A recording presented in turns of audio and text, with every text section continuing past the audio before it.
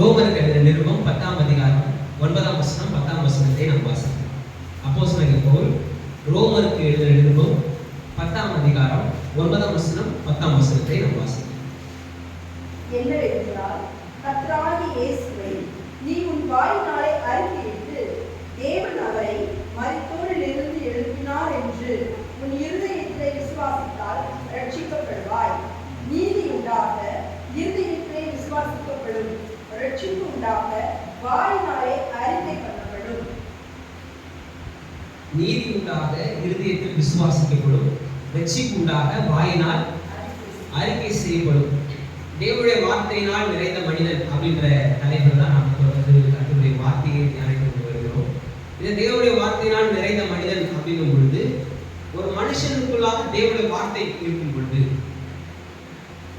அந்த வார்த்தையை அந்த மனிதன் எடுத்து பயன்படுத்தும் பொழுது நிச்சயமாய் ஒரு பெரிய மாற்றத்தை, பெரிய ஆசீர்வாதத்தை அந்த மனிதன் காண்கிறவனாக இருக்கிறான். அதுலேயும் குறிப்பா சில சத்தியங்களை, உபதேசங்களை நம்முடைய இருதயத்தில் நாம் வச்சிருக்கும் பொழுது ஒரு தெளிவான சிந்தையோடு கூட இது இப்படிதான் கர்த்தர் என்னை இப்படிதான் அழைச்சிருக்கிறார், இந்த காரியங்கள் இப்படிதான் நடக்கும் அப்படின்ற விஷயங்களை நாம மனதில் தெளிவா வச்சிருந்தோம் அப்படின்னா, பிசாசானவன் மூலமாய் வருகிற எல்லா காரியங்களையும், எல்லா பொல்லாத சூழ்நிலையிலும், எல்லா கடினமான காலத்திலும் நீங்க பிசாசானவனை ஜெயிப்பதற்கு இந்த சத்தியங்கள் உங்களை வழிநடத்தும். அதான் அர்த்தம் சொல்றாரு, மனுஷன் அப்பத்தினால் மாத்திரமல்ல தேவனுடைய வாயிலிருந்து புறப்படுகிற வார்த்தையினாலே பிழைப்பான். அப்ப மனுஷன் சாப்பிட்றதுனால மாத்திரம் பிழைக்கிறது கிடையாது. அவன் தேவனுடைய வாயிலிருந்து வருகிற வார்த்தையினால தான் அவன் பிழைப்பே உண்டாக்குது. அது பூமிக்குரிய பிழைப்பாக இருந்தாலும் சரி, இல்ல நித்தியத்துல வாழக்கூடிய வாழ்க்கைக்கான பிழைப்பாக இருந்தாலும் சரி, எல்லாத்துக்குமே அடிப்படை இந்த தேவனுடைய வார்த்தை தான். இந்த தேவனுடைய வார்த்தையின் அடிப்படையில் தான் இருக்கு. அப்ப சில உபதேசங்களை நம்ம பார்த்தோம். நம்ம புது சிருஷ்டிகளாய் மாற்றப்பட்டிருக்கிறோம், கர்த்தர் நம்மோடு கூட இருக்கிறாரு, நாமளே கர்த்தர் நீதிமான்களாய் மாற்றி இருக்கிறாரு, அப்ப நமக்குள் வாசம் செய்கிற தேவன் நிறைய காரியங்களை பார்த்தோம். இதுல மீட்பின் சத்தியத்திற்குள்ளாக நம்ம வந்திருக்கிறோம். இதோட இந்த இது முடிவு அடுத்த தலைப்பு ஒரு சில வாரங்கள்ல ஆரம்பிக்க போறோம். அப்ப மீட்பின் சத்தியத்தை நாம எந்த அளவுக்கு புரிஞ்சிருக்கிறோம், நம்முடைய கர்த்தரை நாம எந்த அளவுக்கு நம்ம அறிஞ்சு வச்சிருக்கிறோம், அவர் மீட்பர்ன்றதை நம்ம தெரிஞ்சு வச்சிருக்கிறோமா, அவர் ஆண்டவர்ன்றதை நம்ம தெரிஞ்சு வச்சிருக்கிறோமா, அவர் ரட்சகர்ன்றதை நம்ம தெரிஞ்சு வச்சிருக்கிறோமா, அவர் எவ்வளவு வல்லமை உள்ள தேவன்றதை நம்ம தெரிஞ்சு வச்சிருக்கிறோமா, அவர் எவ்வளவு பரிசுத்தம் உள்ளவர்ன்றதை நம்ம தெரிஞ்சு வச்சிருக்கிறோமா அப்படின்றதும், அதை நம்ம எடுத்து பயன்படுத்துறதுல தான் நம்முடைய வெற்றியான வாழ்க்கைக்கு இருக்கு. அதெல்லாம் நம்முடைய வெற்றியுடைய வாழ்க்கை அடங்கி இருக்கு. நீங்க ஆண்டவரோடு கூட இருக்கலாம், ஆண்டவரோடு கூட நீங்க இருக்கலாம் அப்படிங்கும்போது சபையில இருக்கலாம், இல்ல கிறிஸ்தவ பின்னணியில இருக்கலாம். ஆனா ஆண்டவரை பற்றியான தெளிவான சிந்தை உங்களுக்கு இல்லைன்னா உங்களால வெற்றியுள்ள வாழ்க்கைய வாழ்ந்திருக்கவே முடியாது, உங்களால அதை பயன்படுத்த முடியாது. கோயில் போறதுனாலேயே என் வாழ்க்கை மாறாது, டாக்டர்கிட்ட போறதுனாலேயே சுகம் கிடைக்காது. கொடுக்குற மருந்தை வாயில போடணும், அதை செயல்படுத்தணும். அவங்க சொல்றத செயல்படுத்தும் போது நமக்கு சுகம் உண்டாகும். போய் டாக்டருக்கு பார்த்துட்டு வந்தேன், எனக்கு சரியாயிடுச்சுன்னு சொல்ல முடியுமா? சில டாக்டர்ஸ் நல்லா பேசுவாங்க, நல்லா ஒரு என்கரேஜ் பண்ற மாதிரி பேசுவாங்க, ஒரு நம்பிக்கை கொடுக்குற மாதிரி பேசுவாங்க.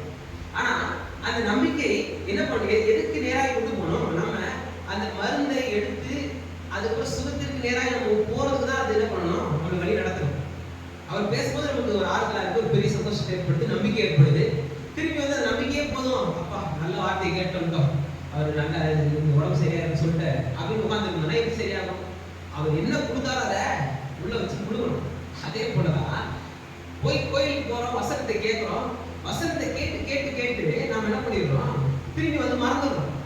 கேட்டுட்டு வந்த வசனத்தை நம்ம பழக்கப்படுத்துறது இல்லை. அதான் எப்படி பழக்கப்படுத்தணும், எப்படி பயிற்சி செய்யணும், எப்படி முயற்சி செய்யணும்ன்றத கடந்த நாட்களில் நம்ம பார்க்கணும். எப்படி பயிற்சி செய்யணும், எப்படி முயற்சி செய்யணும் அப்படின்னா, சில நிஜங்கள் இருக்கு, சில ரியாலிட்டிஸ் இருக்கு. ஆனா எந்த ரியாலிட்டி மாறக்கூடியது, எந்த ரியாலிட்டி மாறாதது அப்படின்றது நமக்கு தெளிவா இருக்கும். அது நம்ம உறுதியா இருக்கணும். இப்ப எனக்கு ஜுரம் அடிக்குது அப்படின்னா உடம்பு ஒரு டெம்பரேச்சர் காமிக்குது.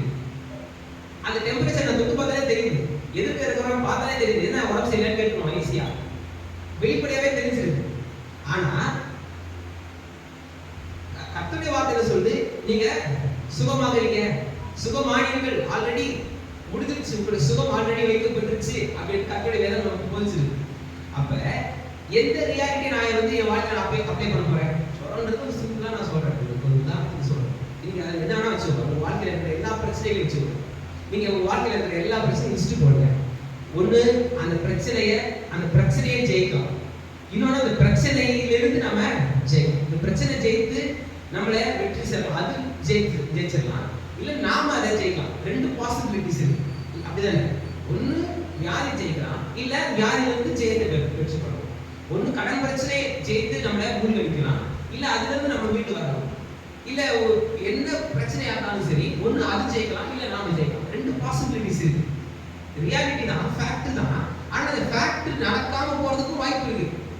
ஆனா கர்த்தருடைய வேதம் குறைவற்றது, ஆத்துமாவை உயிர்ப்பிக்கிறது, அது என்றென்றைக்குமாய் நிறைவேறக்கூடியது. அது வந்து அதுல ஒரே பாசிபிலிட்டிஸ் தான், என்ன நிறைவேறே தீரும். கர்த்தருடைய வேதத்தை குறித்து பார்க்கும்போது அது நிறைவேறே தீரக்கூடியது. ஆனா நம்முடைய வாழ்க்கையின் நிஜங்களை குறித்து பார்க்கும்போது அது மாறக்கூடியது. ஆனா சிஎஸ்பி என்ன சொல்றாரு, சில நிஜங்கள் என்னுடைய வாழ்க்கையில காணப்படுது. ஆனா பரிசுத்த வேதாகமும் ஒரு நிஜத்தை காமிக்குது, ஒரு ஃபேக்டை காமிக்குது, ஒரு ரியாலிட்டியை காமிக்குது. என்னுடைய வாழ்க்கையில அநேக நேரங்கள்ல என்னுடைய வாழ்க்கையில நடக்கிற ரியாலிட்டிக்கும் பரிசுத்த வேதாகமும் காட்டுகிற ரியாலிட்டிக்கும் ஒண்ணு சம்மந்தமே இல்லாம இருக்கு. இது சுகமானியர்கள்னு சொல்லிட்டு இங்க பார்த்தா சுகமே இருக்கு. நீங்க வந்து இங்க பரிசுத்த வேதாகமும் தெளிவா சொல்லுது, கர்த்தர் கூடவே இருக்கிறாரு, அவர் எல்லா வருஷம் வெளியெடுத்துவாரு, அவர் பாதுகாப்பாரு, அவர் பராமரிப்பாரு, அவர் போஷிப்பாரு. இங்க பார்த்தா சிலர்ல ஒரே பிரச்சனையும் போராட்டமுமா ஒரு பெரிய பாடலின் மத்தியில போய்கிட்டு இருக்கிற மாதிரி. இதுல ஒரு கான்ட்ராஸ்டா இருக்கு. இப்ப நம்ம எந்த ரியாலிட்டி நம்ம எடுக்க போறோம், எந்த ரியாலிட்டிக்கு நேரம் நம்ம தான் கரெக்ட் அப்படின்னு நம்ம எதை தேர்ந்தெடுக்கிறோமோ அதுலதான் நம்மளுடைய வெற்றி இருக்கு, அதுலதான் நம்மளுடைய ஜெயம் இருக்கு. யாரையை பார்த்துட்டு ஆமா இப்படிதான் போல இருக்கு அப்படின்னா அதான் நடக்கும். இல்ல நான் ஜெயிப்பேன், எனக்கு கர்த்தர் ஜெயத்தை கொடுப்பாரு, எனக்கு எல்லா சுகத்தை தருவாரு, என் வாழ்க்கை கர்த்தர் நன்மை திரும்பியும் தொடர செய்வாரு அப்படின்னு நீங்க எடுக்கிற முடிவு இருக்கு, நீங்க எடுக்கிற தீர்மானம் இருக்குல்ல, குவாலிட்டி டிசிஷன்ஸ், தரமான தீர்மானங்கள் உங்க வாழ்க்கையை நீங்க மென்மேலும் மெருகேற்ற, உங்க வாழ்க்கையை முன்னேற்றி கொண்டு போக உதவுது. நம்ம வாழ்க்கையிலே நமக்கு கிடைச்ச மிகப்பெரிய ஆசீர்வாதம் நம்முடைய ரட்சிப்பு. நான் விசுவாசிக்கிறேன், என் வாழ்க்கையில கர்த்தர் எனக்கு கொடுத்த மிகப்பெரிய ஆசீர்வாதம் என்னோட ரட்சிப்பு. அந்த ரட்சிப்பை நம்ம எப்படி பெற்றுக்கொண்டோம்? இந்த வசனம் தெளிவா சொல்லுது, இருதயத்தில் விசுவாசிக்கிறோம், நாவினால அறிக்கை செய்யணும். ஆனா இந்த ரட்சிப்புக்கு தேவையான காரியங்களை கர்த்தர் எப்ப செஞ்சு முடிச்சாரு? 2000 வருஷத்துக்கு முன்னாடி செஞ்சு முடிச்சாரு. இன்னும் சொல்ல போனா இந்த உலகம் உண்டாகிறதுக்கு முன்பாகவே ரட்சிப்புக்கு தேவையான திட்டத்தை, ரட்சிப்பின் நோக்கத்தை கர்த்தர் எல்லாவற்றையும் நிறைவேற்றி முடிச்சிட்டாரு. எல்லாவற்றையும் ஆல்ரெடி முடிச்சிட்டாரு. எனக்கு நல்லா ஞாபகம் இருக்கு, நான் ரொம்ப சின்ன வயசுல இருக்கும்போது எங்க பாஸ்டர் நான் ஒரு கேள்வி கேட்டேன். 3 பிரதான தூதர்கள் இருக்காரு அப்படின்னு பிரசவம் பண்ணாங்க. என்ன இருக்குன்னா கேப்ரியல், மிகாவேல், லூசிபர் அப்படின்னு 3 தேவதூதர்கள் இருக்காங்க. இந்த கேப்ரியல் யாருன்னா மெசஞ்சர், அவர் வந்து செய்திகளை கொண்டு போகிறவர். மிகாவேல் யுத்தத்தை செய்கிறவர், போய் சண்டை போடுறவர். லூசிபர்ன்றவர் கர்த்தரை துதிக்கிறவர். இந்த லூசிபர் தான் விட்டு போய் பிசாசான மாறினான் அப்படின்னு நான் ஒரு டவுட் கேட்டேன். லூசிபரா இருக்கும் பொழுது நல்லவனா தான் இருந்தான், அப்படி எதுக்கு மிகாவேல் தேவைப்பட்டாரு? புரியுதா? மிகாவேல் எதுக்கு சண்டை போடுறவர், தீமையை எதுக்கு சண்டை போடுறோம்? அவன் தான் லூசிபரா தானே இருக்கான், இன்னும் அவன் வந்து விழுந்து போகவே இல்லை. விழுந்து போகாத நேரத்தில் எதுக்கு மிகாவேல் தேவைப்பட்டாரு? லூசிபர்ன்றவன் கர்த்தரை ஆராதிக்கிற நல்ல தூதனா தானே இருந்தான். உடைக்கும் போதே கர்த்தர் தீமையை அவன் படைச்சாரு. அப்படி கிடையாது. அப்பதான் அவன் ரிபலா மாறான், தீமையை செய்கிறவனா மாறான், தீமையை நிறைவேற்றுறவனா மாறான். அதுக்கப்புறம் மிகாவேல் அவன் கூட சண்டை போடுறாரு. அப்புறம் மெசேஞ்சர் தேவைப்படுறாரு, எல்லாம் தேவைப்படுறாரு. அப்ப கர்த்தர் வந்து எல்லாவற்றையுமே ஃபர்ஸ்டே ப்ரீ பிளான்டா எல்லாமே பெர்ஃபெக்ட்டா சிருஷ்டித்த தேவர் அப்படின்றது அதிலே நம்ம சிருஷ்டிப்பே நமக்கு தெரியும். அந்த சிருஷ்டிப்பே தெரியும். அப்படி நம்ம ரட்சிப்புன்றது இந்த உலக தோற்றத்திற்கு முன்பாகவே என்ன ஆயிடுச்சு? முன்குறிக்கப்பட்டுச்சு. 2000 வருஷத்துக்கு முன்பாகவே ஆண்டவராய் இயேசு கிறிஸ்துவின் மூலமா அது நிறைவேற்றப்பட்டு விட்டது. அதுக்கான விலைக்கிரயம் செலுத்தப்பட்டு விட்டது. எல்லாமே நடந்து முடிஞ்சிருச்சு. ஆனா நம்ம பரவாயில்ல, நம்ம ரசிக்கப்பட்டோமா? நம்ம பிறந்தவனே நம்ம ரசிக்குள்ள வந்துட்டோம் அப்படின்னு நம்ம சொல்றோம். எப்ப ரசிக்க போறோம்? நமக்கு தெரிந்து இந்த ஆண்டவரை நான் பின்பற்றுகிறேன் அப்படின்ட்டு நான் ஒரு டிசிஷன் எடுத்து, இவர் தான் என்னோட வழி, இவர் தான் மீட்பர், இவர் தான் மீட்பர் அப்படின்ட்டு நான் ஒரு எனக்கு தீர்மானம் எடுத்து என் இதை நான் செய்ய போறேன் அப்படின்னு நாவினால என்னைக்கு நான் அறிக்கை செய்யணும். நீங்க இல்லைங்க நாங்கள் இப்போ சர்ச்சுக்கு போறோம், இல்லை நாங்கள் இப்போ கோயிலுக்கு போறோம், இப்போ நான் ஆண்டவர் ஆரம்பிக்கிறேன், கர்த்தர் நல்லவர், நீங்க வாயினால அறிக்கை செய்ய ஆரம்பிக்கிறீங்கல்ல, இப்பதான் நீங்க ரசிக்கப்படுறீங்க. தேவனுடைய திட்டம் இருக்கு, ஆண்டவரை இயேசு கிறிஸ்து எல்லாத்தையும் செஞ்சு முடிச்சிட்டாரு, ஆனா அதனால நீங்க ரசிக்கப்படல. இதே மாதிரி இதான் பேட்டர்ன். இது ஒரு பேட்டர்ன். உங்களுக்கான நன்மையை கர்த்தர் ஆல்ரெடி திட்டம் பண்ணி வச்சுட்டாரு. உங்களுக்கான நன்மையை நீங்கள் பெற்றுக்கொள்வதற்கான எல்லா விலைக்கரையும் செலுத்தப்பட்டு விட்டது. எல்லாமே ஓகே, எல்லாம் ரெடி ஆயிடுச்சு. ஆனா என்னைக்கு நீங்க அவரை ஆண்டவராய் ஏற்றுக்கொண்டீங்களோ, என்னைக்கு அவர் நீங்க மீட்பராய் ஏற்றுக்கொண்டீங்களோ, என்னைக்கு அவர் நீங்க ரட்சகராய் ஏற்றுக்கொண்டீங்களோ, அன்னைக்கு தான் உங்க வாழ்க்கையில அப்படியே ஆகும்.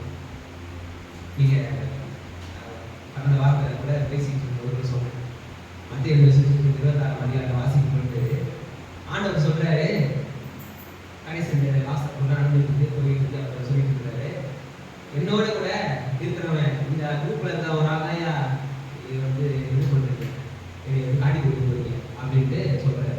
அப்ப ஒவ்வொருத்தரும் என்ன சொல்றாங்க, ஆண்டவரே நானா நானா நானா கேட்டுட்டு இருக்காங்க. யூதாஸ் மட்டும் பாத்தீங்கன்னா ஆண்டவர்னு சொல்லவே ரவி நானும். அதுக்கப்புறம் போயிட்டு எல்லா இடத்துலையும் பார்த்தா ஒரு இடத்துல கூட யூதாஸ் இருந்து இயேசு கிறிஸ்துவ ஆண்டவருக்கு அறிக்கை செய்யவே. இவர் தான் ஆண்டவர் பேர் சொல்லிட்டாரு, நீர் யார், என்னை யார் ஜனங்கள் என்று யார் என்று கேட்கிறார்கள் அப்படின்னு, நீ தேவனுடைய குமாரனாகிய கிறிஸ்து, அதாவது அனாயிண்டட் ஒன், அதாவது கிறிஸ்துனா அனாயிண்டட் ஒன், அபிஷேகம் பண்ணப்பட்டவர், வரப்போகிற மேசியா நீர் தான் பெரிய வெளிப்பாடு சொல்லிட்டாரு. சீசர்கள்லாம் ஓகே, அதுல கரெக்டா இருக்காங்க. யோவான், பேதுரு, யாக்கோபுலாம் கர்த்தர் மறுரூபமாகிறத பாக்குறாங்க, அநேக அற்புதங்களை பாக்குறாங்க, எல்லாம் பண்றாங்க. ஆனா எல்லாரும் ஆண்டவரை ஏற்றுக்கொள்றாங்க. ஒவ்வொருத்தராய் அந்த வசனத்தை நீங்க வாசி 26ஆம் அதிகாரத்தை வாசி பாருங்க. ஒவ்வொருவராய் ஆண்டவரே நானா நானா நானா ஆண்டவரே ஆண்டவரே ஆண்டவரேன்றார். யூதாஸ் மாத்திரமா ஆண்டவர்னு சொல்லல, அவர் ஒரு நபி, அவரே ஒரு போதகர், அவர் ஒரு நல்ல டீச் பண்றவர், நன்மை செய்கிறவர், அவர் வந்து நம்ம நன்மையை பெற்றுக்கொள்ளலாம். ஆனா அவர் ஆண்டவரால ஏற்றுக்க மாட்டேன் அப்படின்ற ஒரு மைண்ட் செட்டை தான் அவர் இருந்திருக்காங்க. கடைசி லாஸ்ட் அதுக்கப்புறம் போய் அவன் காட்டி கொடுக்க போறான். அந்த டைம் அதுக்கப்புறம் காட்டி கொடுக்குறான், இயேசு கிறிஸ்து யாருன்னு தெரியுது, அவருக்கு வரப்போகிற பேசி அவரு தான் அப்படின்னு அவர் குற்றமற்ற ரத்தத்தை நான் காட்டி கொடுத்துட்டு போய் தற்கொலை பண்ணிக்கலாம். அதெல்லாம் வாழ்க்கை முடியுது. அடுத்த கொஞ்ச நேரத்தில் அவன் வாழ்க்கை முடியுது. ஆனா கடைசி வரைக்கும் அவனுக்கு என்ன, இவர் யாருன்ற வெளிப்பாடே இல்லை.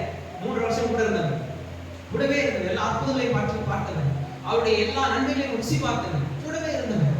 கூடவே இருக்கிறதுனாலேயே அவனுக்கு வெளிப்பாடு இருக்கணும்னு அவசியம் கிடையாது.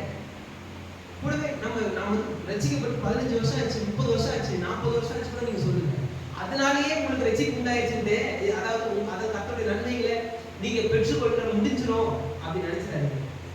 நீ என்னைக்கு இன்னைக்குதான் ரசிக்கப்பட்ட ஆனாலும் சரி, இல்ல ரசிக்கப்பட்டு 100 வருஷம் ஆயிருந்தாலும் சரி, அவங்க இருதயத்துல விசுவாசிக்கணும், அதை நாவினால அறிக்கை செய்யணும். அதை வந்து அதை அப்ளை பண்ணணும். ஆமா, ஆண்டவர் எனக்கு எல்லா நன்மைகளும் கொடுத்திருக்கிறார், அவர் எல்லா நன்மைக்கும் காரணராக இருக்கிறார், அவர் நன்மையும் திருப்பியும் எனக்கு தொடரும் அப்படின்ட்டு தெளிவா என்னைக்கு நீங்க எடுத்து வைக்கிறீங்களோ, என்னைக்கு முன்னெடுக்கிறீங்களோ, அன்னைக்குதான் உங்களுக்கு ஒரு பெரிய நன்மை உண்டாகும். அன்னைக்குதான் கர்த்தருடைய நன்மையை நீங்க ருசி பார்க்க முடியும். அப்ப நம்முடைய நன்மை, நம்முடைய நல்வாழ்வு, நம்முடைய ஜெயம் எங்க இருக்கு? நம்முடைய கரத்துல தான் இருக்கு. தேவன் திட்டம் பண்ணி வச்சுட்டாரு, இயேசு கிறிஸ்து நிறைவேற்றி முடிச்சிட்டாரு. ஆனா இதனாலேயே நம்ம பெற்றுக்கொள்வோம் கிடையாது. என்னைக்கு நீங்க ஆமா இதை நான் பெற்றுக்கொள்வேன் ஒத்துக்கிட்டு இதுதான் என் வழி அப்படின்றது என்னைக்கு நீங்க தேர்ந்தெடுக்கிறீங்களோ, அன்னைக்குதான் உங்களுக்கு நல்வாழ்வு. இதுக்கு பழைய ஏற்பாட்டுல பல உதாரணங்களை நம்ம பார்க்கலாம். தொடர்ந்து நிறைய உதாரணங்களை நம்ம பார்த்து தான் வரோம், வந்து பார்க்கலாம். நீங்க வாசிங்க, எபிரேயர் நிருபம் 5ஆம் அதிகாரம் 12ஆம் வசனம் 13ஆம் வசனத்தை வாசிங்க. எபிரேயர் 5ஆம் அதிகாரம் 12. காலத்தை பார்த்தால் போதகராக இருக்க வேண்டிய உங்களுக்கு தேவனுடைய வாக்கியங்களின் மூல உபதேசங்களை மறுபடியும் உபதேசிக்க வேண்டியதாக இருக்கிறது. நீங்கள் பலமான ஆகாரத்தை அல்ல பாலை உணத்தக்கவருமானீர்கள். பால் உண்கிறவன் குழந்தையா இருக்கிறபடினாலே நீதியின் வசனத்தில் பழக்கமில்லாதவனாய் இருக்கிறான். அதாவது எபிரேயர்களுக்கு ஆசிரியர் எழுதுறாரு. எபிரேயர்களுக்கு எழுதும் பொழுது இந்த எபிரேயர்கள் யாரு? இந்த எபிரேய திருச்சபை யாரு அப்படின்னா, கலாத்திய திருச்சபை, எபேசு திருச்சபை, பிலிப்பிய திருச்சபை, கொலோசிய திருச்சபை, தெசலோனிக்க திருச்சபை, கொரிந்து திருச்சபை போன்ற திருச்சபை கிடையாது. இது கொஞ்சம் ஸ்பெஷல். ஏன்னா இது எருசலேம் திருச்சபை. இதுல இருக்கிற ஜனங்கள் பழைய ஏற்பாட்டின் வேத வாக்கியங்களை நன்றாய் அறிந்தவர்கள். கலாத்திய திருச்சபையில் அவர்கள் எதிர்பார்க்க முடியாது, எபேசு திருச்சபையில் அதை எதிர்பார்க்க முடியாது, பிலிப்பு திருச்சபையில் அதை எதிர்பார்க்க முடியாது. புதுசா ரசிக்கப்பட்ட ஒரு பிலிப்பு நிறுவனத்தை தான் நம்ம தியானிச்சுட்டு வரோம் பைபிள் ஸ்டடி. அதில் தெளிவாக பார்க்கணும். லீதியா வராங்க, ஏற்றா ஓடுறா, குறி சொல்லுகிற ஆணுடைய பெண், அந்த ரோம போர் சேவகன் ரசிக்கப்படுறாரு. அப்படி பல்வேறு பின்னணியிலிருந்து எல்லாரும் இருக்கிறாங்க. ஆனா அந்த எபிரேய திருச்சபை, எருசலேம் திருச்சபை வந்து முழுக்க முழுக்க யாரால் நிறைந்திருந்தது? மேக்சிமம் பெரும்பாலானோர் யூதர்களால் நிறைந்தது. யூதர்கள் தான் இங்க இருக்கிறாங்க. இந்த யூதர்களுக்கு தோரா, பழைய ஏற்பாடு இருக்கு, மோசேயின் எழுத்துக்கள் இருக்கு. இந்த மோசேயின் எழுத்துக்கள் என்னது? ஆதியாகமத்திலிருந்து யாத்திராகமும், லேவியராகமும், என்னாகமும், உபாகமும், 5 ஆகமங்கள், நியாயப்பிரமாணம் அவங்களுக்கு இருக்கு. அப்புறம் தீர்க்கதரிசன புத்தகங்கள் இருக்கு, அப்படியே ஃபுல் இருக்கு. சங்கீதங்கள், ஞானப்பாடங்கள் இருக்கு. எல்லாம் தேவனுடைய நாமத்தை, தேவனுடைய மகிமையை வெளிப்படுத்திக்கிட்டே தான் இருக்கு. ஆனா அதுதான் சொல்ற, காலத்தை பார்த்தா நீங்க எல்லாருமே எப்படி இருக்கணும்? போதகர்களா இருக்கணும். எல்லாருமே நீங்க வந்து டீச்சர்ஸா இருக்கணும். சர்வத்துக்கும் இந்த பூமியையும் சுவிசேஷத்தை கொண்டு போகிற ஒரு மிகப்பெரிய போதகர்களா நீங்க இருக்கணும். ஏன்னா உங்களுடைய முற்பிதாவாக ஆபிரகாம்ங்கிறது உங்களுக்கு தெரியும்.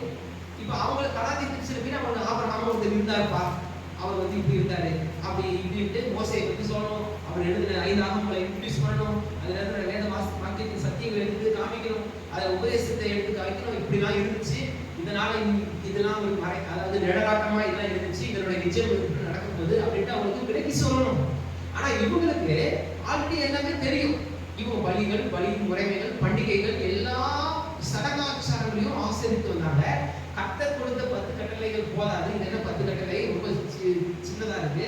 நாங்க 300 கட்டளைக்கு மேல வச்சுக்கிறோம். 360 கட்டளைகளை அவங்க பெருக்கி கொண்டாங்க. கர்த்தர் அந்த 10 கட்டளை கொடுத்ததுக்கான காரணம் என்ன? 10 கட்டளை அவங்க செய்ய முயற்சி செய்யணும். முயற்சி செய்யும் பொழுது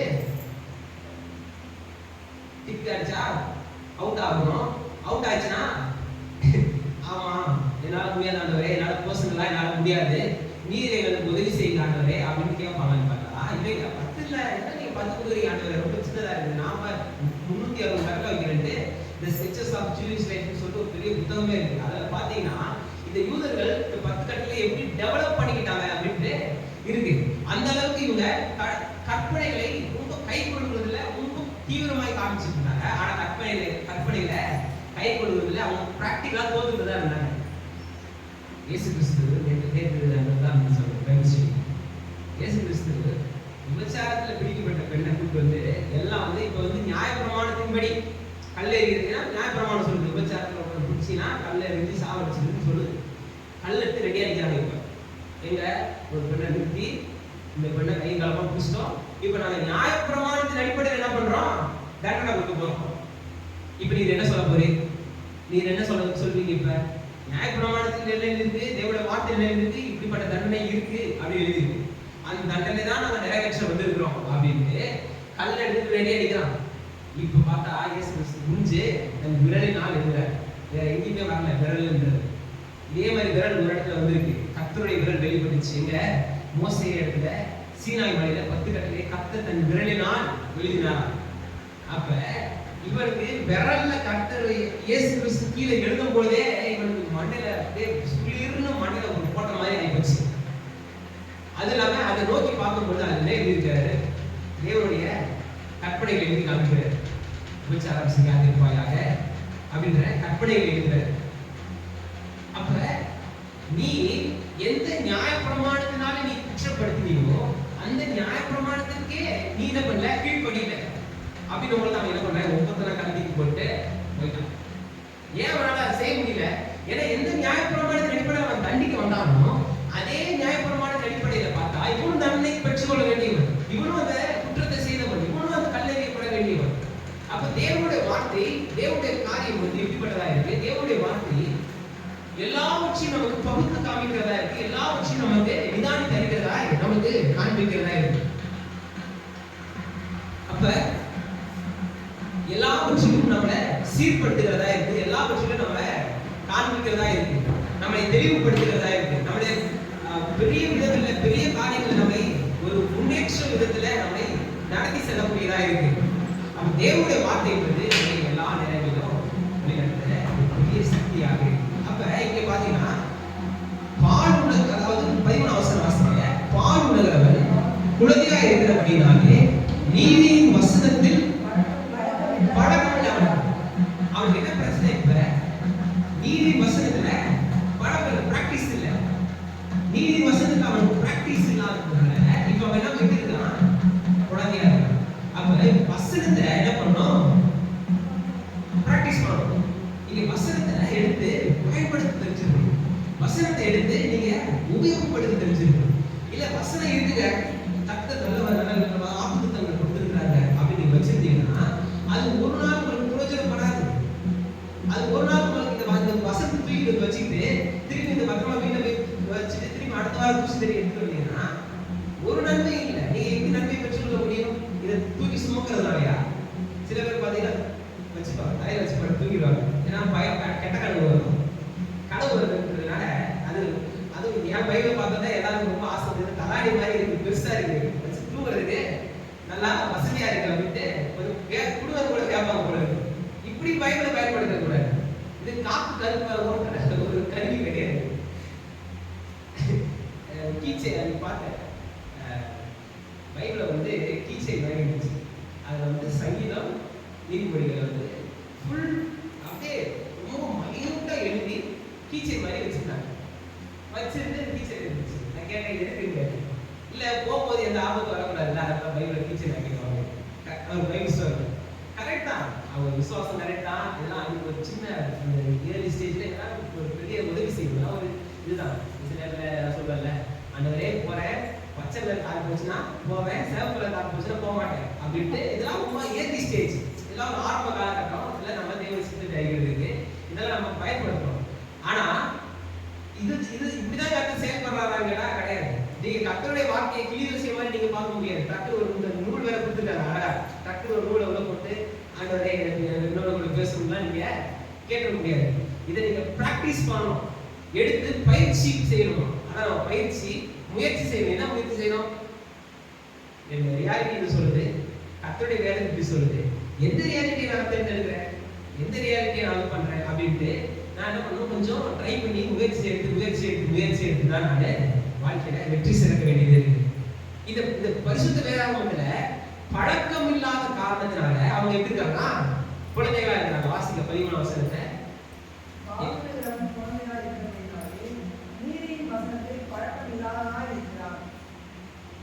நீதியின் வசனத்துல பழக்கமே இல்லையா?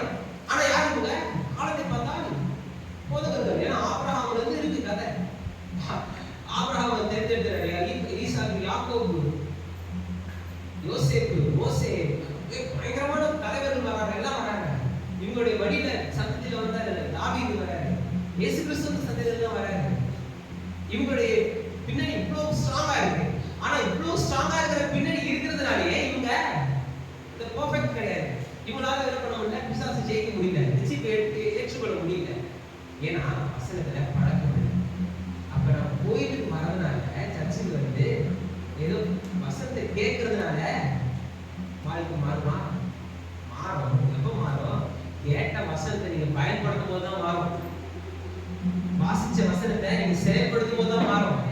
இதை நான் கேட்டுட்டு அப்படியே போயிடுவேன், வாசிக்க மாட்டேன், தியானிக்க மாட்டேன், செயல்படுத்த மாட்டேன்னா ஒரு நன்மையும் பெற்றுக்கொள்ள முடியாது.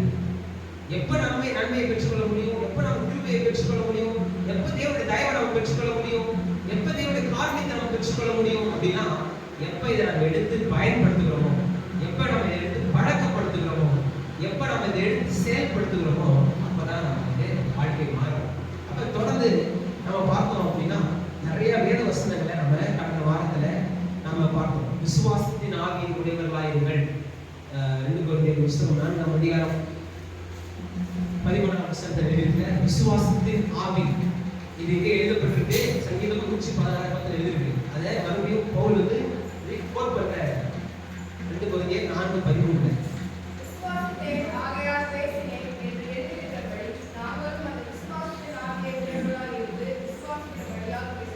விசுவாசத்தின் ஆவியை உடையவர்களாக இருந்து விசுவாசிக்கிறபடியினால் என்ன பண்றோம்?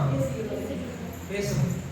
விசுவாசத்தை உடையவர்களாக இருந்து விசுவாசத்தை அறிக்கை செய்யணும், பேசணும், விசுவாசத்தை செயல்படுத்தணும். இவங்களை குறித்து தான் வெளிப்படுத்தல வாசிக்கிறோம். 12ஆம் அதிகாரத்துல நினைக்கிறேன் வாசிக்கிறோம். என்ன வாசிச்சோம்? இவர்கள் 12ஆம் அதிகாரம் 11ஆம் வசனத்துல ஆட்டுக்குட்டியின் இரத்தத்தினாலும் சாட்சி, அதாவது வசனத்தை குறித்து சாட்சியினாலும் பிசாசை ஜெயிக்கிறார்கள். அப்ப விசுவாசத்தின் ஆவியிடம் வந்து பிசாசை ஜெயிக்க உதவுது. அதாவது மறுபடியும் சொல்றேன், ஒரு காரியம் கர்த்தர் செய்து முடிச்சுட்டாருன்றதுனாலேயே அது என்ன பண்ண முடியாது, நிறைவேற வேண்டிய அவசியம் கிடையாது. நீங்க பிராக்டிகலா ரொம்ப நிறைய உதாரணங்கள் இருக்கு. இதுல பிராக்டிகலான உதாரணம் 1886 வருஷம் ஆபிரகாம் லிங்கன் ஒரு பிரகடனத்தை கொடுக்கிறார். என்ன? அடிமை ஒழிப்பு. அது நமக்கு வரலாறு விஜயங்கள் பார்த்தீங்கன்னா தெரிஞ்சிருக்கு. அடிமையில ஒழிக்கிறத பற்றி ஒரு பெரிய பிரகடனத்தை ஏற்படுத்துறாரு. நீங்க வந்து அமெரிக்க தேசத்துல அடிமை அப்படின்ற ஒரு கான்செப்ட் இருக்கக்கூடாது. மனுஷனை சமமான இருக்கணும், எல்லாரும் சமமான கல்வி கிடைக்கணும், எல்லாரும் சமமா பேருந்துல பயணிக்கணும். ஏன்னா நீங்க பாத்தீங்கன்னா இந்த அடிமைகள் என்ன பண்ணணும், பேருந்துல ஏறினா கூட அவங்க உட்காரக்கூடாது, உட்கார்ந்தாலும் பின்னாடி உட்காந்துக்கணும். ஒரு சம உரிமை கிடையாது. ஒயிட்ஸ் இருக்கிற இடத்துல பிளாக்ஸ் பண்ண முடியாது, படிக்க முடியாது. இது மாதிரி நிறைய இதுல காரியங்கள் இருந்துச்சு. இதெல்லாம் கர்த்தர் அருள் இருக்கிற, இதெல்லாம் கர்த்தர் வெறுக்கிறார். ஏன்னா மனுஷனை கர்த்தர் உண்டாக்குற மனுஷன் ஒவ்வொருத்தரும் கர்த்தருடைய சாயலை உண்டாக்குற மனுஷன், கர்த்தருடைய தயவை பெற்றுக்கிற மனுஷன், எல்லாரும் சமம். கர்த்தர் அப்படிதான் பார்க்கிறார். அப்ப இந்த மனுஷனை வேறு பிரிவினை உண்டாக்குறதுக்கு எதிர்த்து ஆகாரம் அப்படிங்கிற ஒரு பெரிய சட்டம் ஏற்படுத்துகிறது 1866. ஆனா இது வேடிக்கை என்னன்னு கேட்டீங்கன்னா, அதுக்கு 100 வருஷம் கழிச்சு 1966 மார்ட்டின் லூதர் கிங் ஜூனியர் வந்து அதை இப்படிலாம் சட்டம் இருக்கு, ஆல்ரெடி இந்த தேசத்தில் இப்படிப்பட்ட சட்டம் ஏற்றப்பட்டிருக்கு, ஆனா 100 வருஷம் ஆயிடுச்சு இந்த சட்டத்தை ஏற்றி எங்களுக்கு எந்த விதமான நன்மையை நம்ம பெற்றுக்கொள்ளல அப்படின்ட்டு அவர் போராடி அவர் அரசாங்கத்துக்கு தெரியப்படுத்தி, நான் வந்து என்னுடைய உரிமையை எடுத்து நிலைநாட்டுறேன்னு என்னைக்கு இவர் முயற்சி எடுக்கிறாரோ அன்னைக்கு ஒரு பெரிய திரளான செலவு என்ன பண்றாங்க, அது ஆமா நம்ம போவோம் அப்படின்ட்டு அரசாங்கத்துக்கு தெரியப்படுத்துறாங்க. எங்களுடைய அடிப்படை உரிமை ஏன் மறுக்கிறீங்க, நான் எங்களுக்கு ஏன் கல்வியை மறுக்கிறீங்க அப்படின்ட்டு இவங்க என்ன பண்றாங்க, போராடுறாங்க. இப்ப அரசாங்கம் என்ன பண்ணுது, போலீஸ் அனுப்புது.